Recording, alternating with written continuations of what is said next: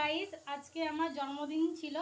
আর যাই হোক, আমি বাপের বাড়ি যেতে পারিনি। আমার মা আর কি বলেছিল জন্মদিনটা আমার প্রত্যেক বছর পালন করে, এবছরও করবে। তো আমার বর তো এখানে নেই, তো সেই জন্য করা হয়নি সেরকমভাবে। তাছাড়াও আমার ভাগনার শরীর খারাপ আর আমার শাশুড়ি মাও বাড়িতে নেই।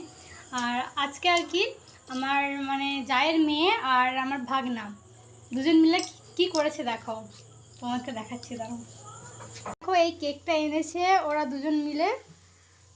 তো এটাই অনেক বড় পাওয়া। যাই হোক, ওরা ছোটো ছোটো যাই হোক ওরা এনেছে, তো এতে দেখে আমি অনেক খুশি।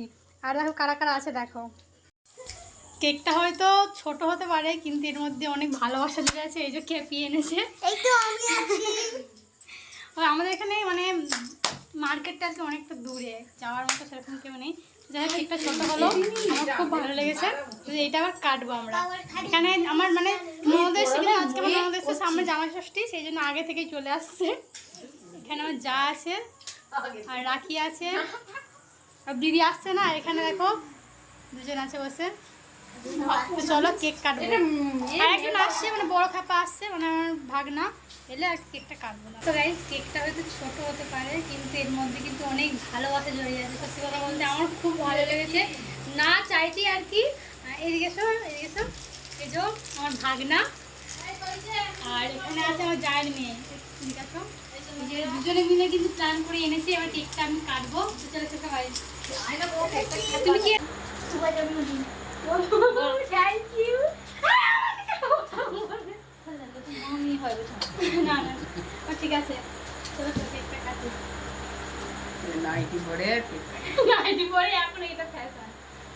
সব বল happy birthday to you, happy birthday dear বুলবুল।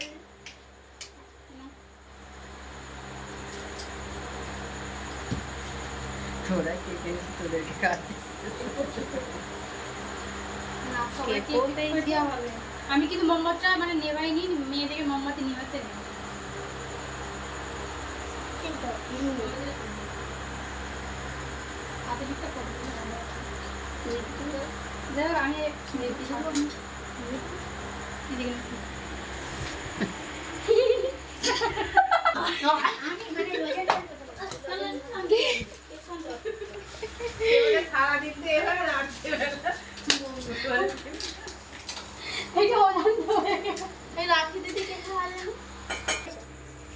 হয় আমাদের মনে যাই হোক, এই কেকটা আজকে আমি খাবো না, কারণ আজকে মঙ্গলবার খাচ্ছি। একটু বাজে যাচ্ছে, তো মঙ্গলবার করেছি সেই কারণে আর কি কেকটা খাবো না, যেহেতু কেকে ডিম দেওয়া থাকে। আর দিদিকে আমি ভুল করে খাই দিয়েছি, খেয়াল ছিল। আমিও খেয়েছি।